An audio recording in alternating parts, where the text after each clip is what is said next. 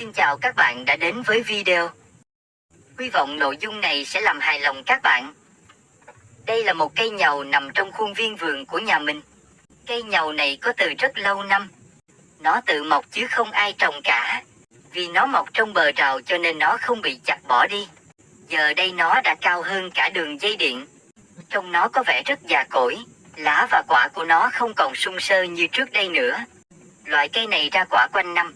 Trước đây có rất nhiều người đến hái quả của nó, nhưng giờ đây không còn ai muốn hái quả của nó nữa, mặc dù họ đang rất cần. Hôm nay mình có dịp cần đến quả của nó nên cũng dự định ra hái vài quả để dùng. Nhìn những quả nhầu già sắp chín trên cây có màu sáng bóng lấp lánh trông rất đẹp và ngon. Sau một lúc quan sát những quả nhầu này từ bên phải sang bên trái, rồi lại từ bên trái sang bên phải và cuối cùng mình cũng giống như những người kia không còn hứng thú để hái những quả nhầu này nữa.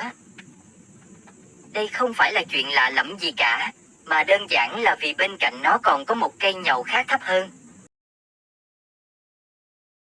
Và đây chính là cây nhầu thấp đó. Cây này lá rất xanh, nhiều quả, thân thấp, dễ hái, nên ai cũng chú ý đến cây này, hái đến nỗi quả không kịp già. Nhưng không sao cả, quả nhầu non vẫn sử dụng tốt như quả già.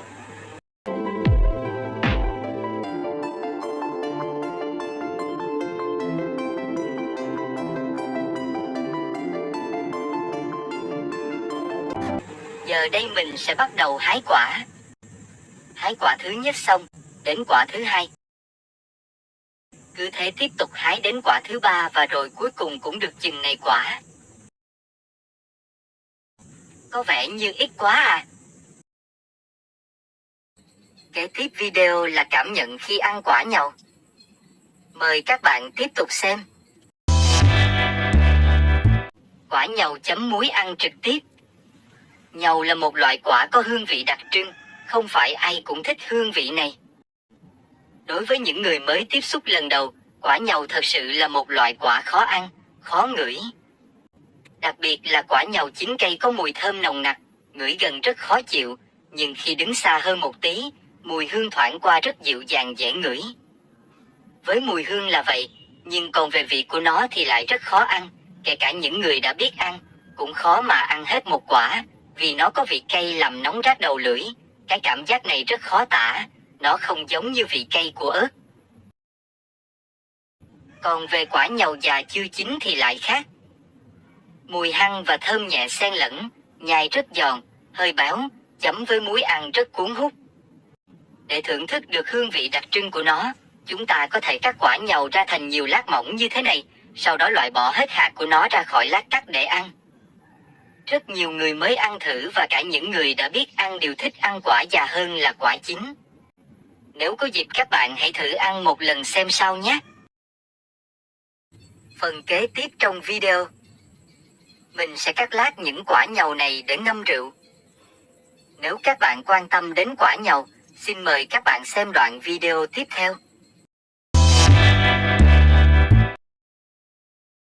Quả nhầu cắt lát ngâm rượu.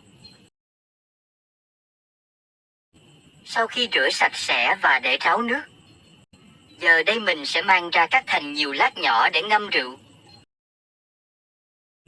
Với một lát cắt mỏng khoảng chừng này là được, cũng có thể cắt dày hoặc mỏng hơn một chút đều không ảnh hưởng thời gian ngâm. Trước đây mình thường cắt làm tư, một đường cắt ngang và một đường cắt dọc.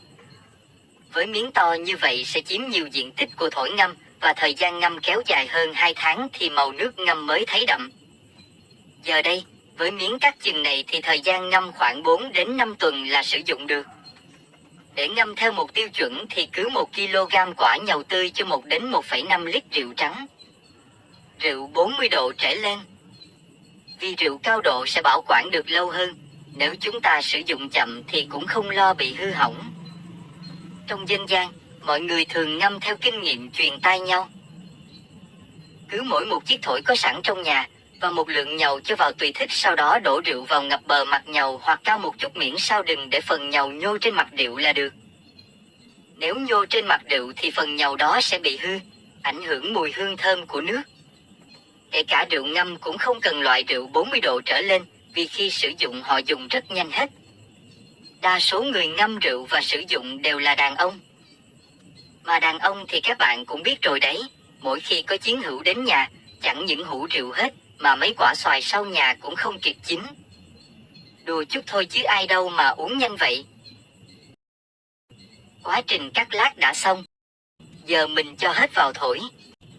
Thổi này có dung tích 2 lít, và mình ngâm theo phương pháp dân gian, cho lượng nhầu vào tương đối so với thổi rồi chế rượu tràn ngập bờ mặt của nhầu. Giờ thì đậy nắp lại và mang đi để nơi thoáng mát. Sau 1 tháng sẽ dùng được.